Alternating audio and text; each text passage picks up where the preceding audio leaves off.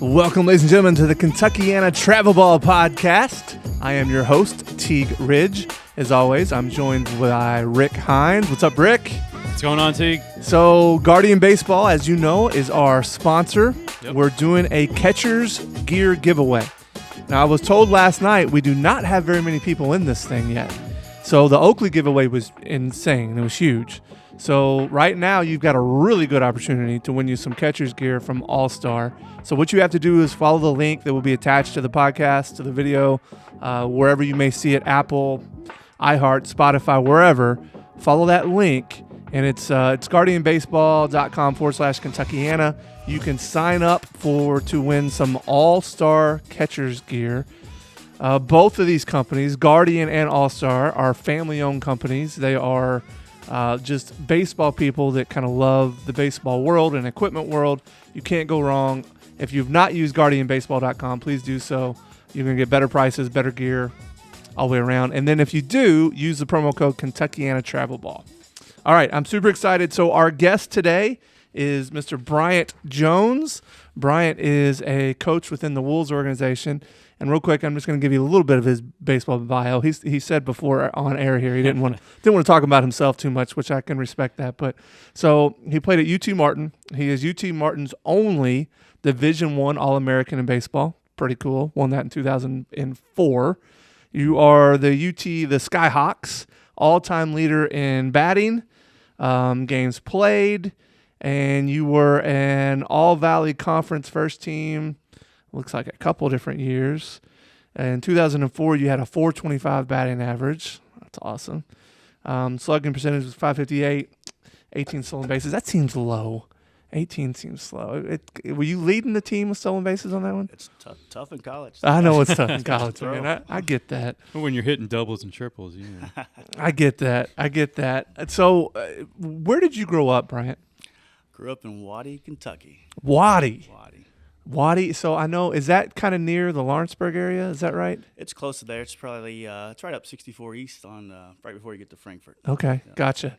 So my family owned a golf course in Lawrenceburg, Kentucky. So I always saw that Waddy and then Patonia. Yeah. Waddy Patonia. That's it. That's to what me, it's the same place, right? Right, Waddy Patonia. Waddy Patonia. Yeah. So that's what I know about Waddy. Where did you go to high school? Went to Shelby County High School. Oh, okay. So you're a Shelby County guy. Shelby County Rockets. So that makes sense on why you, and I guess that I knew that because we've had that conversation. But so I guess that makes sense because you now coach with Collins, correct? Correct. So yeah, man. So Bryant is a high school baseball coach, and then he coaches our rising 13-year-olds, and then what's the older age group you have? 15 right now. 15. Yep. And you guys just won a tournament last weekend with We did. 15s. Played well. So. Right now is tryouts. Actually, tonight we have a combined tryout for our 12-year-old team and then Bryant's 13-year-old team. Brian, what are you looking for in tryouts? What's something that sticks out to you? It's a lot. Just basically looking for overall good kids that love baseball, that want to learn, that just go out there and just play. Not guys worried about where they're going to play or where they're going to bat, what number they get, just guys that want to come out there and compete and play and learn and just be an overall good human. So, actually, I guess I should back up here a minute. So you've been involved with the Wolves organization for quite a while, and I remember having a conversation with you at one point because I know, a friend of mine was actually saying, hey, maybe I can come coach in our high school organization. And you had made a comment a couple times. I believe in what Zev's doing. What is it that you believe in as far as the Wolves organization goes? Yeah, Zev is great. Zev's been absolutely amazing since I've been here. He just cares about the kids. It's not about the winning, the trophies, the rings, things like that. He cares about the kids. He wants them to come back and give back to the organization. So, he stands by that. He lives by it. Whatever he does, his values, everything line up with that. So just seeing that and seeing a guy that loves the kids, that wants to make them better people, I can't leave this. Yeah, I'm here.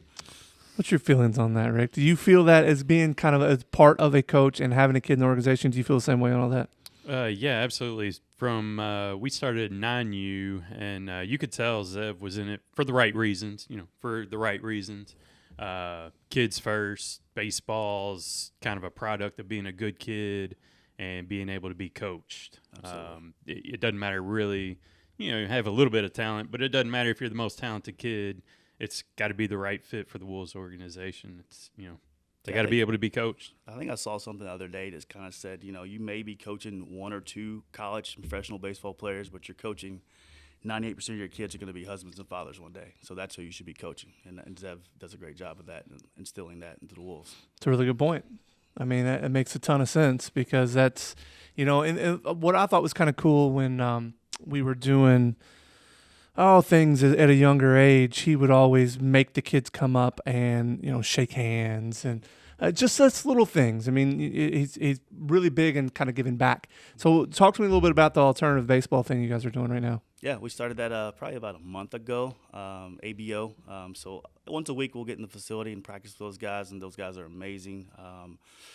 It's a great organization. They're excited to play. I think the Louisville Bats actually are going to bring them out and kind of, honor them there. So we were both excited to kind of get on board with that and help out as much as we could.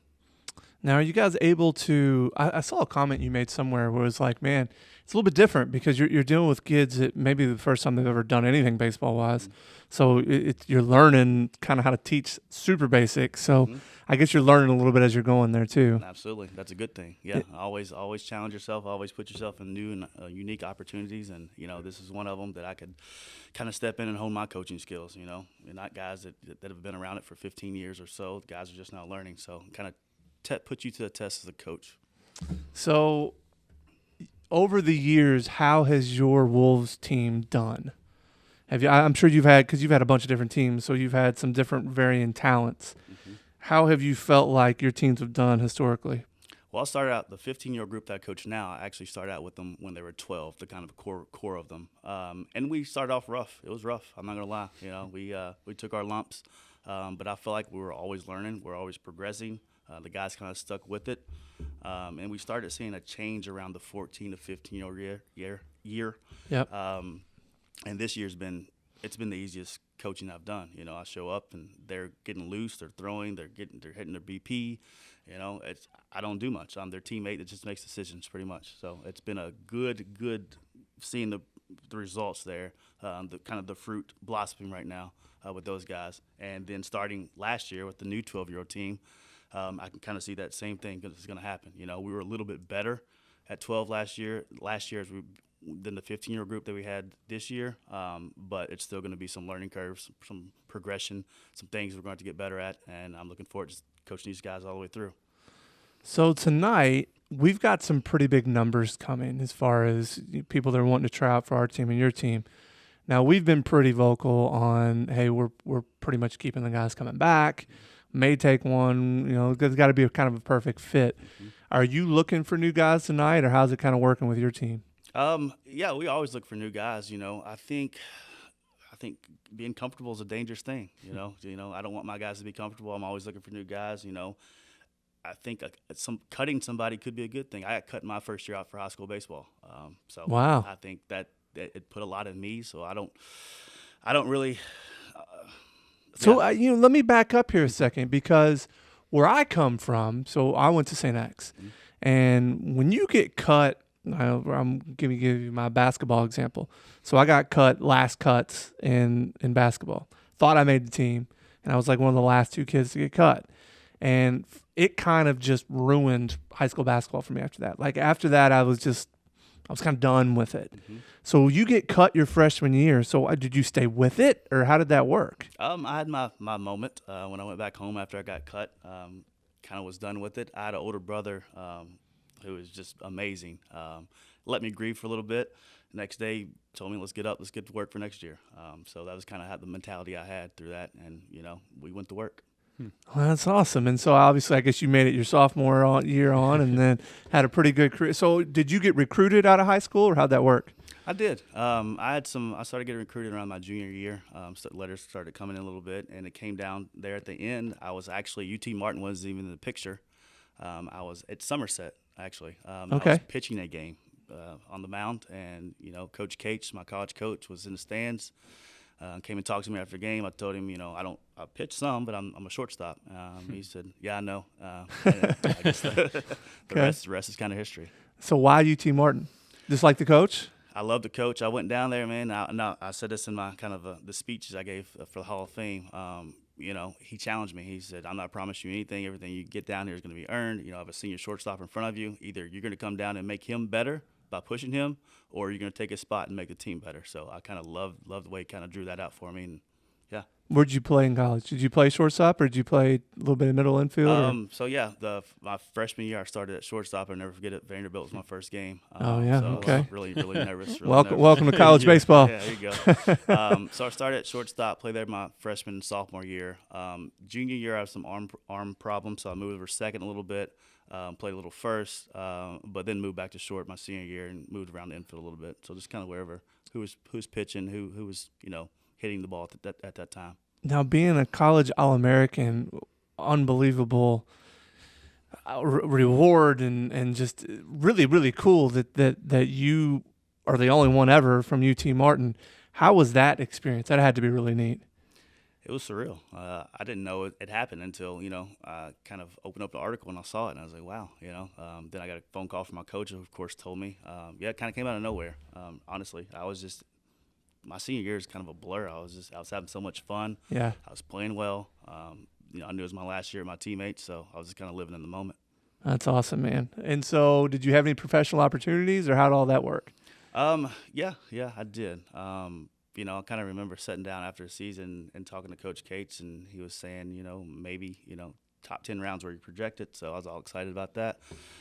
Draft came around, didn't get my name called. Had opportunity to sign as a free agent, so I took advantage of that. Of course, didn't last long. Played it in a little independent ball, bounced around, then came back and entered the real world. Yeah, it was funny. We were talking to Ty Brown, and obviously Dalen Lyle here from Louisville just went in the second round. He's like, what he's going to find out once he gets to that level is everybody's that good. Mm-hmm. Even in college, you can be a little bit better than everybody else, but in high school and college, you can really stand out. But once you get to the pros, just everybody's got that talent. Absolutely. I tell my kids right now, not only you have to be talented, you have to have the work ethic to make it in this game, and you have to have some luck. You have to have a lot of luck. Somebody in front of you maybe get injured, or that guy's nephew's playing in the stands, or on the other team that day, he happens to be in the stands. Some weird stuff happens where you get to where you want to be. So, like in my world, so, I came from the golf world, you had to have opportunity. So I had all the opportunity in the world because my family owned golf courses. So I had the ability to go play golf whenever I wanted.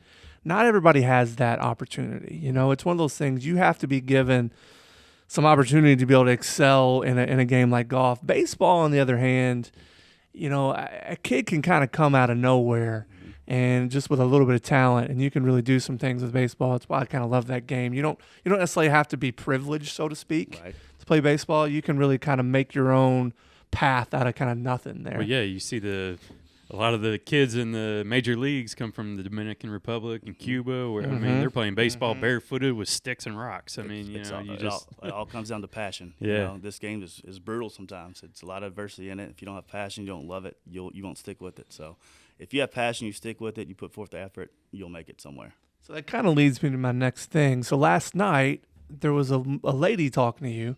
And I could just tell by the way she was talking. Her kid was probably mediocre at best, but talking about how she'd moved into town and, we've tried out for a few teams and he hadn't made one. And, can you at least tell me what we should do type thing? And, it was kind of interesting because she's at the right spot because she's in a place where it's baseball guys, yourself, Zev, and so on. They can give some honest feedback and say, here's what we think you should do. Right. This is the route you should probably take.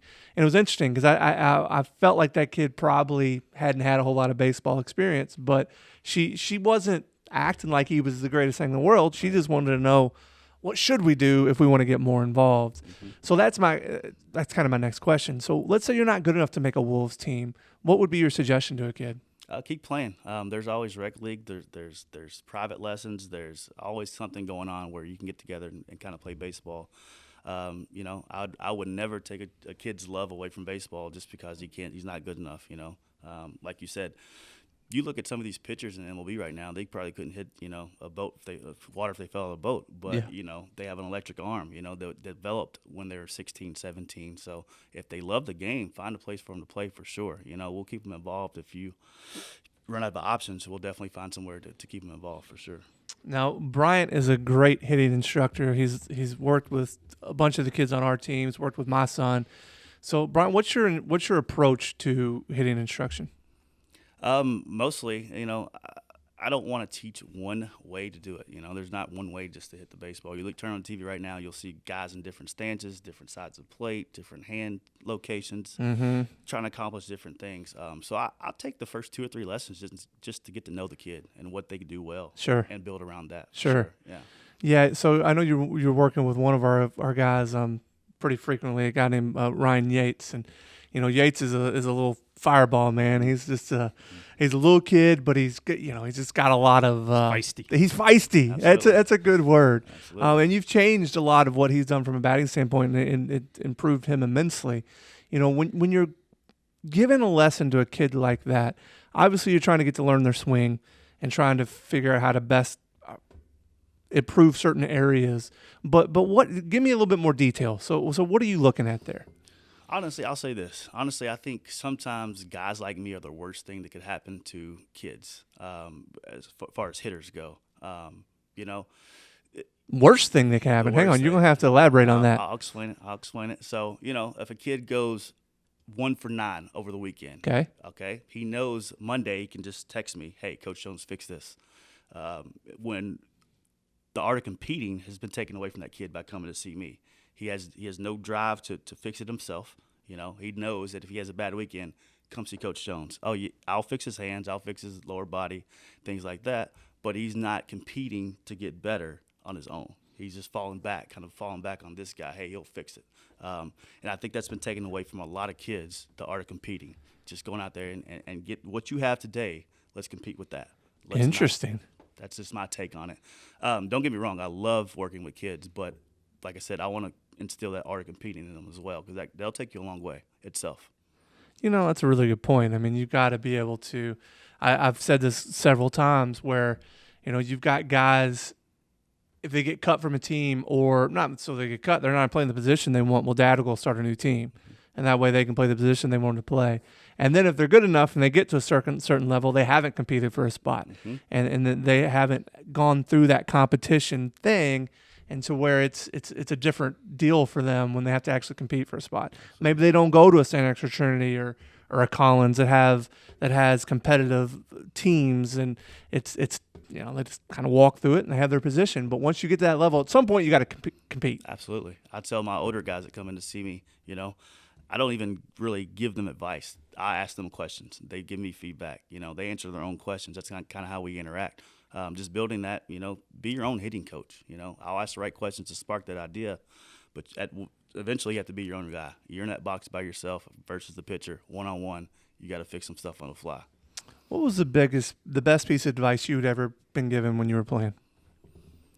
It's been so much.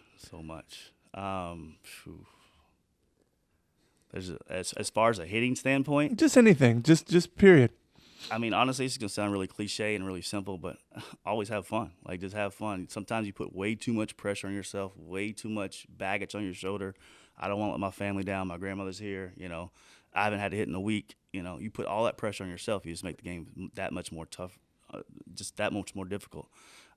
So, yeah, just have fun. Enjoy the moment. You can't play this game forever, so while you're playing it, enjoy it for sure. It's a game.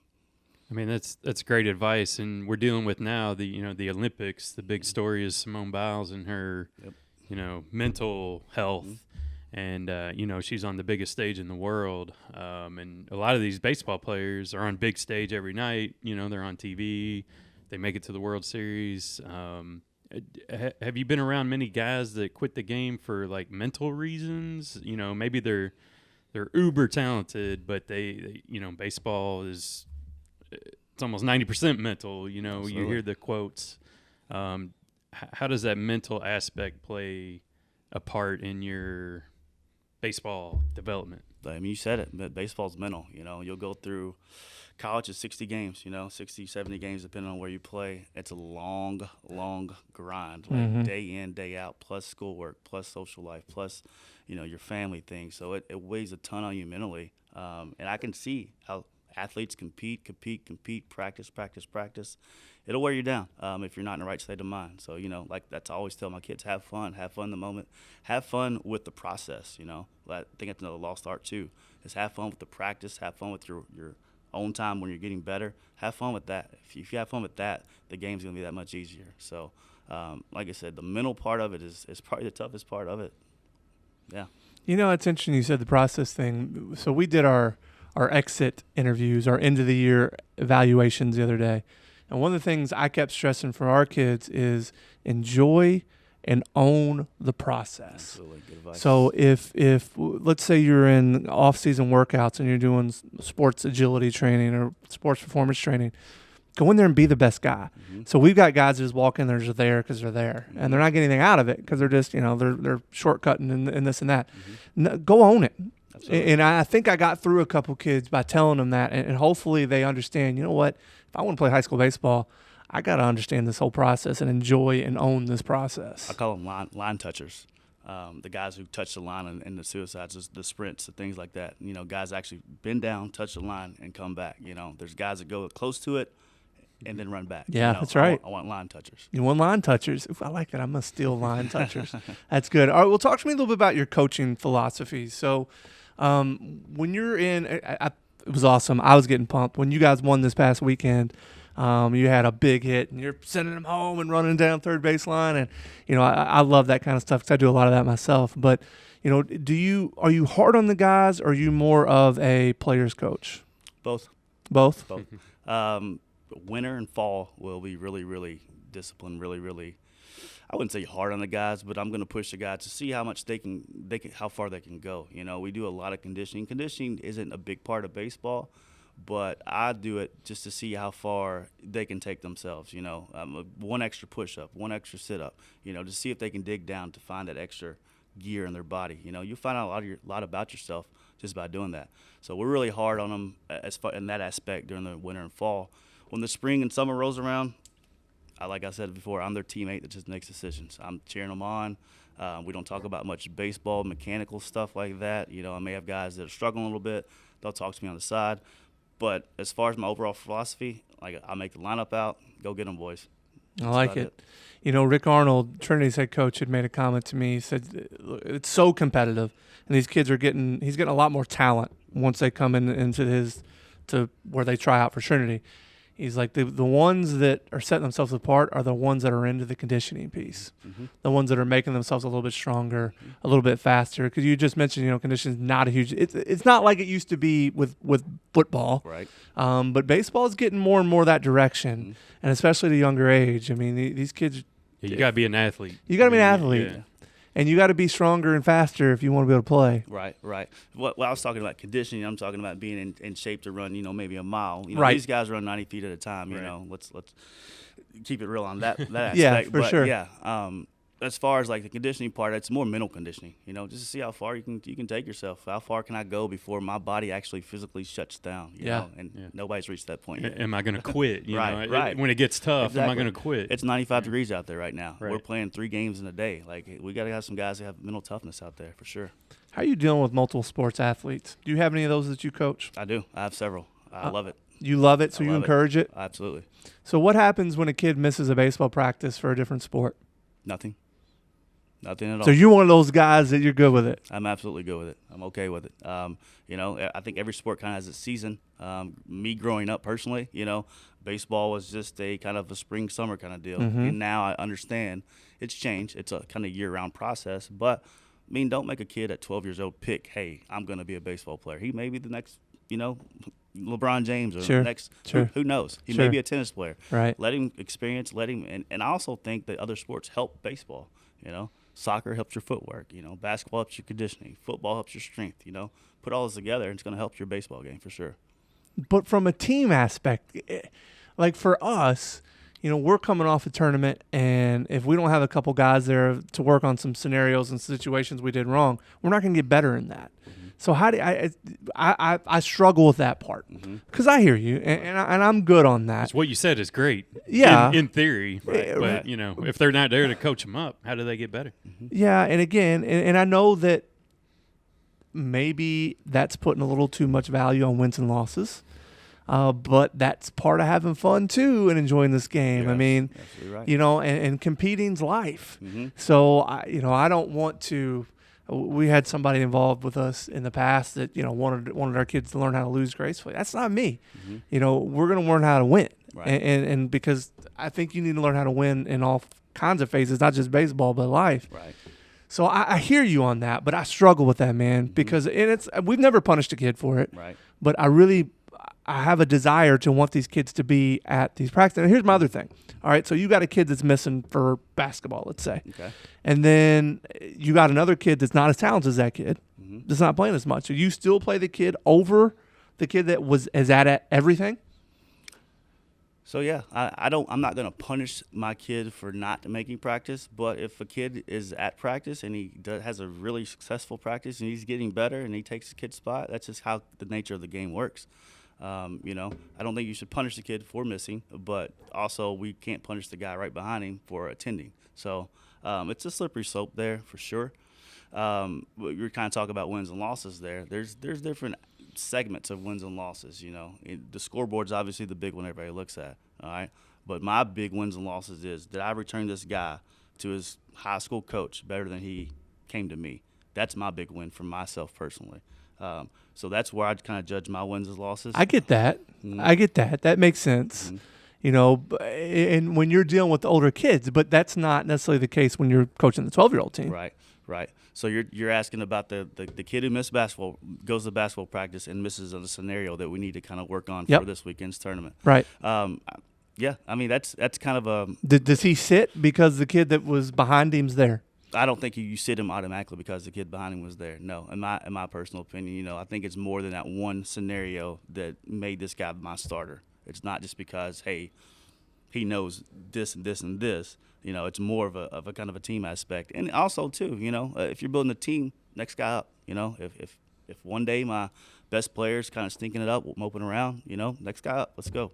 You got to teach them kind of both sides of it. I tell my parents at the beginning of the year, every year, hey, your guy's going to learn how to sit the bench properly. He's going to learn how to play. But you also got to learn the other side of how to sit down and cheer your teammates on. I'm gonna write that on, how to sit the bench properly. I like that. I'm gonna put that out in the communication. There's an art to it. There is an art to it, though, right? Absolutely. I mean, it's being a good teammate. Absolutely. If you're over sitting there sulking because you're not in the game, that's not being a good teammate. It's not gonna make me want to put you anymore. Yeah, no, man. I mean, you're right though. There is an art to sitting the bench for sure. That's interesting. So I'm still. Look, coaches have different philosophies. You got to do what works for you, right? And Ty Brown, who we had here the past week, he's opposite. You missed, you're sitting. Right. Period. Right. You do not play. Right. Period. That's what he said. He just period. You don't play. And this guy's done. He's got the same kind of credentials you do. Right. It's interesting because it's just what works for you as a coach, I guess. I think you said it right. It's a philosophy kind of thing. I can't coach. I wouldn't be doing my guys justice if I coach every guy the exact same way. One guy may need a little push in the back. One guy may be an arm around the shoulder. One guy made me just step back and let him do what he does. You got to kind of get to know your players and know what they need personally. I coach 16 guys on my 15U team right now, so I'm 16 different coaches for these guys. I'm not just one coach. They don't buy into what I do. I buy into what they do. You believe in POs, pitcher onlys? At a certain point, yes. What is that point? After a year or so of high school, I think it'll kind of settle in and figure out what's going on there. I think they should have a shot in high school to kind of compete for a position. And if they kind of, pitcher only is pitcher only. You're just got to go work on your pitching. You have a bright. I wouldn't sit a guy that just because they can't hit to be a pitcher only, but a guy has a bright future in pitching. Yes, let's go work on that. Let's hone that craft right now as a sophomore or junior for sure. It makes sense. I get that. We've had this debate a lot on how many to keep. And so I've heard some people that have had a lot of success in travel ball say, hey, look, keep 10 at 10 years old, 11 at 11 years old, 12 at 12 years old, 13 at 13 years old, and kind of so on and so forth. How do you feel about that? So how many did you have last year at 12? 13 guys. Was that too many, or was that the right number? Right number. Why? It just was right. Seems number. like a lot. Yeah, that's the right number. It worked. So we're going we into had our 13 the year before. And that was terrible. Right. So we're getting ready to go into our 12-year season, right? And so no way I want 13. There's no way we touch 13. But why? Why is that? Just because you don't care if they show up, apparently. But I guess a bunch of people can miss, and it doesn't matter. Huh? We'll have 9 at least. So. It just worked for us. We were I don't know. Through the fall and winter, we build a really, really tight team bonding things. We go in the facility, late night weekends and have a movie night, a pizza night, just kind of hang out with each other and have fun and take their baseball shirts off and I like kind that. of use our real world persona. Sure. So we build a really tight team. So these guys that are sitting the bench are cheering on their guys. They want them to succeed more than they want to succeed themselves. All right, and that's just kind of the way they roll. Let me ask you this then. Okay. So when we had a bunch, I tried to do a decent job of moving kids around and making sure there wasn't kind of the same kids sitting all the time. Now, granted, it's going to be kind of the case. You're going to have some kids that sit more than others. Nobody ever sat a whole game. Like, you got Ever. in the game. You got in the game. You either hit or played or you Yeah. did something. I got you an Every at game. bat and at least a filled in an inning. Mm-hmm. Do you do the same thing, or do you sit some kids the whole game sometimes? Depends. First question I asked, did they earn it? They earned their playing time. If they earned their playing time, yeah, let's get them out But there. what are you doing? See, that's the thing. Like, I struggle with that because, I mean, our kids are showing up. They're I feel doing like everything they're we're all asking. earning playing They're time, they're you doing know? what we're Yeah. asking them to do. Yeah. Right. I mean, they're giving effort. Mm-hmm. Now, I mean, so give me an example of somebody that didn't earn their playing time. So a guy that doesn't earn playing time is guys that not the line touchers. What I was talking about a little bit before. The guys who kind of are pulling people off task in practice, joking around. When it's time to get some stuff done. The guys that are that I have one rule on my team. That's if you're going to be late, we have a group me message. Just let me know personally, not the parent, but the player. Text me. I'm going to be late. I don't care if you're an hour late, as long as you let me know that. At 12 years old, you have that rule? And build some accountability. Yeah, absolutely. I mean, it's all of them have phones. Every kid has a phone, right? They're always on it. I don't think everybody on our team has a phone. So all of my kids have Yeah, they're phones. I getting always see them kind of on it. So I was like, hey, that's a rule. If you're going to be late, you're going to be late. I like that, Get the though. That's a watch and life text me. thing, man. Yeah, That's a life skill. I like that, though. absolutely. That's a really good one. I'm going to have to steal Yeah, that 'cause one. before they're able to drive, it's partially on the parent to Yeah, get them there I on can't- time you too. can't- You can't punish control them. that. Yeah. But you can you can say, hey, be accountable Yeah. and let the coach know. Because you know what time you're supposed to be there. Absolutely. And if you know you're not going to get there, You're in yeah, high school in just- 2 years, Just man. give me You a got- heads up. I like communicate. that, man. That's good. We may have to look into that, Rick. Yeah. That's pretty good. So, as one of the best college hitters of all time, are you giving your guys the green light on 3-0? Or are we taking? Depends on the situation. It really does. It really does. I know I'm kind of in the middle on that. This weekend, I think when we played, I may give the green light 2 or 3 times to my hitters On 3-0? on 3-0. Early in the game, I won't. Kind of fill out, see what's going on. Later in the game, runner at second, third, 2 outs. Yeah, let's swing away. Let's see what happens. Let's see what happens here. So, you're going to give a green is it depending on what kid? I mean, do you give your better hitters and maybe some of your not so good hitters? Well, not just maybe lower on the level hitters. They're taking the pitch. It depends on the day. Again, I may have my 8-hole hitters 4 for 4 that day. And then I'm giving him the green light. I make my 3-hole hitters 0 for 4.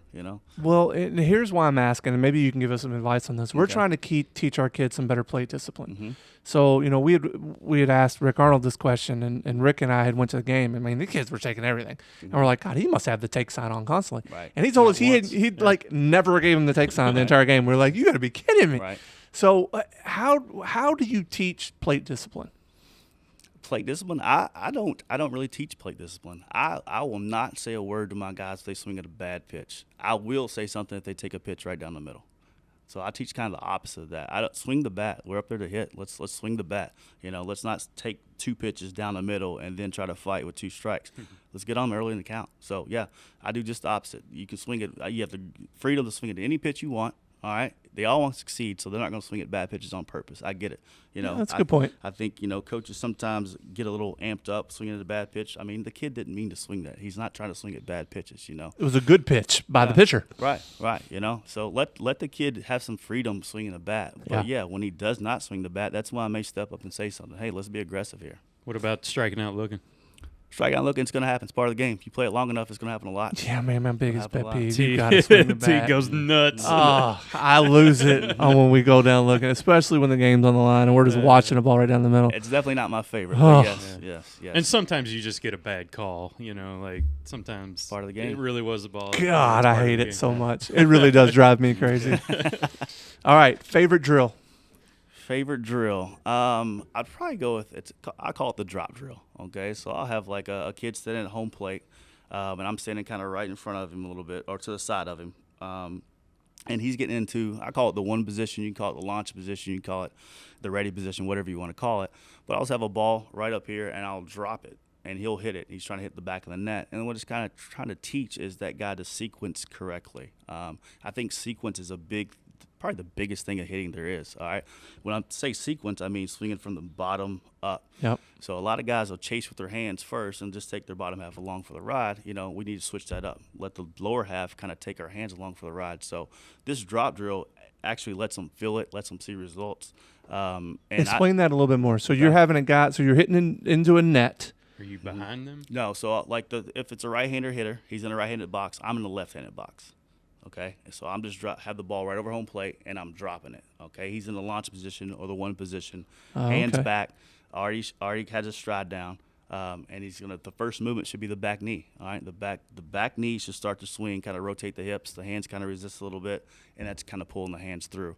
And I do this with my younger and older guys. It's a tough drill, but once you get it and you feel it, it takes them to another level. I like it. The drop drill. The drop drill. We're dropping some knowledge here. There you go. I'll dig it. All right. So we're going to play a game here at the end. I haven't done this in a while. Okay. So you versus Rick on some rules questions here. Okay. All right. All right. So these are probably pretty easy, actually. How long does the pitcher have to pitch when the bases are unoccupied? There's a time limit that the pitcher has to actually pitch the ball when the bases are unoccupied. Now, when somebody's on base, there's not. Is this at like a major league level? This is kind of an everything level. I'm going to take a wild guess. 30 seconds? I'm going 15. 12 seconds. All right. You've got to pitch the ball within 12 seconds of basically kind of your coming set between when there's nobody on base. Let me get my stopwatch out this weekend. Yeah, it's interesting, isn't it? I mean, I've never seen anybody. I've seen the pitching clock at like the bat stadium. Yeah. and stuff, but Yeah, no. So 12 seconds. That's kind of a uniform thing. All right. Bases are loaded. The batter is walked or hit by a pitch. Is that an RBI? So you got walked in a run. So a guy goes up there and looks at 4 straight balls, takes first base, run comes in. Is that an RBI for the hitter? I'm saying no, 'cause he didn't hit it. It's not Or batted he in. got hit by a pitch. Yeah, it's not official of that. Right? It's an RBI. It counts as an RBI. Swear, I'm telling you. I gotta Google this. I Google it. That counts as an RBI. All right. So a batter, I saw a video of this. It was actually in a softball game. A batter refuses to take their position in the batter's box during their time at bat. What can happen? A strike could be called on him. Yeah, I mean, yeah. I guess. Or pitcher, can the ump call him out? Or is it a strike? I mean, I think the ump can. I don't know. I have no He idea. can eventually call him out by calling 3 strikes. Right. Yeah, I mean, I guess the pitcher can just go ahead and pitch, and if he's in there, They don't or even have not, to pitch. I mean, Yeah. you They don't even have to pitch. Yeah. So the umpire can call a strike if the batter's taking too long of a time to get into the batter's box. They can just call a strike without a pitch being thrown. So he just got to warn him, like, hey, get in here, and if he doesn't, Don't even have to warn him. Yeah, so actually I was watching a video. There's a girl in softball. They got really upset about some of the calls. And this girl just kind of stood there with her hands on her hip, just staring at the umpire. And the umpire goes, strike, because she wanted it. And so you get, to Bryant's point, you can do that 3 times and get him out. All right, so when an improper batter becomes a runner or is put out, and a pitch is made to the next batter of either team before an appeal is made, what happens? So basically, a guy bats out of the lineup, gets on base, no appeals made. What happens? seems like this happened to us. It did. It did. His coach had the wrong lineup. I guess the right way to do it would be, if that next pitch happens, you can't appeal it, I guess, the play before you started a new play. Yeah, as long as the pitch has been thrown to the proper batter, which the proper batter should be the next guy, there's no penalty for the offense. So basically, if you miss it as the opposing coach, it's on you. Yeah. Yeah, and that's the rule. So if you miss it, then the improper batter becomes the proper batter. Correct. Now you're supposed to stay in that lineup too if that happens. Yeah. From then on. From then on. Yeah, it's kind of interesting. That did happen to us, by the way. All right, last one. After making a legal catch, a fielder falls into a dead ball territory. So over a railing, into a fence, into the stands, into the dugout. What happens? He made the catch, and then falls out of play. On the runners on? Yes. Yeah, runners on. He has to come back into the legal field of play to make the throw. He has to, if he catches, he falls in. He has to come back out into the legal field of play to make a throw to whatever base. I mean, it's a catch. It's The an catch- out, it's a catch, but the yeah. runners can tag up too. As long as he's still held onto it. So I think you're wrong. So what I found was the catch is legal, okay, and it stands as an out, but the ball becomes dead and it's like an overthrow. The runners advance. So Runners advance automatically. Yep. Now the guy completely falls out of play, so into a dugout, over a fence, Into the stand. completely out. So it is an out, but if the runner's on, they get to advance as a dead ball. And I think that also kind of goes into the field of play. Like each field has different rules, so it could be different each field. But yes, yeah. Yeah, you know they do like the whole local rule Yeah, thing before games. Yeah, It's there's different in Boston or yeah. New York. All right, so last question, Bryant, and we're gonna let you go. We got tryouts to kind of get pumped up and ready for tonight. Grade versus age. So it's something that we're struggling with here a little bit. Okay. So we've got a couple kids that. So we're going into the 12U, and the majority of our kids are fifth graders going to sixth graders. We do have some that have that kind of that age that fall that are sixth going into seventh. When do you play with your grade as opposed to your age? It's a really loaded question, but I'll do my best to kind of explain my thoughts on it. That year going into your high school year, that ninth grade year, I think you should be playing with high school guys. You know, you shouldn't be. So going into ninth grade. Going in ninth grade, I think it's a big year to play with your grade. No matter how old you are. Okay. So also another year, the year you make the varsity team. Okay. So if you say you're 16 and you made the varsity team, but you could play, or you're a junior and you can play with the 15-year-olds, I think you should go up to play the 16-year-old because you're going to be playing against that competition all year. So it's kind of going with the competition you're going to be playing. I think fifth and sixth graders, seventh graders, it's all kind of intermingled, and that's fine. But that year you're going to high school is a big year. You know, it's going to be some guys who get some real coaching, guys that are really passionate about playing. They made the team in high school, so they're on that kind of next level. You know, that eighth grade year is kind of the last year you can play where you can pay to play, pretty much. You know, that ninth grade year, hey, the coach says you're on the team or you're cut. You know, it's kind of where it kind of cuts everybody off. So going into that year, I think it's a big year to play with your age or your grade. And also that year that you're kind of going into, going to that varsity level. Let's start playing some good competition there. Don't play down that year. Other than that, I think it's all baseball. It's all kind of the same as long as you're getting reps. And get some quality teams, I think it's fine. So you don't think the pitching distances and the base distances And the really different bats matter that So much? that's 13U is when it. Yeah, that's why I was kind of getting in with the high school thing. I don't know when the fields change. It's so much right now. I don't keep up with all that stuff. We show up and kind of play. Yeah, I understand. But whenever that field changes, yes. All right, now you're playing. I guess middle school is intermediate, or is that full size field? I don't even know. 13U is intermediate. Yeah, middle school's and full size. 14U, I think, is full size. Okay. Yeah, 14U is definitely full size. So 13U is intermediate. Okay. So that year right there, that's a big year. You need to play on that same size field. As far as the bats go, I think you should start swinging the bats before you get into high school. You shouldn't go from a drop 10 to a drop 3. That's a big jump. It is a big jump. Big jump. You should be transitioning yourself throughout the years, building up to that point. So your year before high school, you're swinging that drop 3. You're ready for it. You already have a year under your belt with that bat. So that's what I kind of tell my guys at least. So for us, Rick, so we're a little bit on the younger side of that.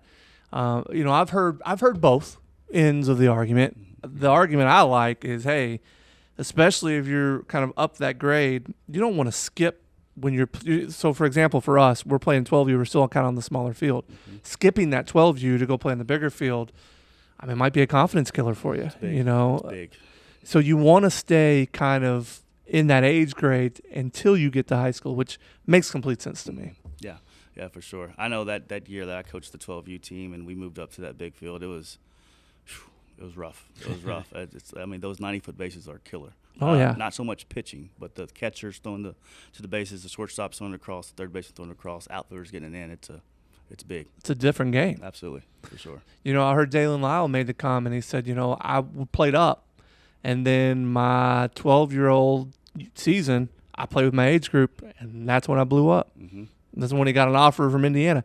I think playing with the age you can play, even if you're a little bit older, makes sense. Well, yeah, I mean that's you could have a lot of fun. It makes sense if you're a little bit bigger or already a little more mature than most other kids. I think so, man. I don't know. It's the way I look at it. All right, tryouts tonight. Hey, you still got time, right? I mean, Absolutely. You looking Come for on any? out. You looking for any Come on out. 13-year-olds? Absolutely. All kinds. Come on out. All right. So hey, He said he wants them all, right? All of them. Guardian Baseball, please go sign up for this catcher giveaway. Make us look good. And we're trying to show Guardian we got some value here and giving them some listeners. Go, even if you don't want it, you can sell it. Yeah, if you're a coach, my kid doesn't play catcher. I signed up for it. I'd like to have the gear just to have, as a coach. His kid wants to play catcher. He wants to play catcher. He's a so shortstop. If I did have it, I might be in trouble. Tough position. He wants to be back there because he constantly wants to touch the ball. So if he's not touching the ball, he's got like an issue. So he's dying to play catcher, but it ain't happening. But get that catcher's gear. I mean, you can do a lot with it. Like you said, you might know somebody that needs it, or you could sell it. I mean, it's a great product. GuardianBaseball.com. Use the code Kentuckiana Travel Ball for an additional 15% off. That's our episode. Thank you, Bryant. Thank you, guys. Thank you for having me. Peace.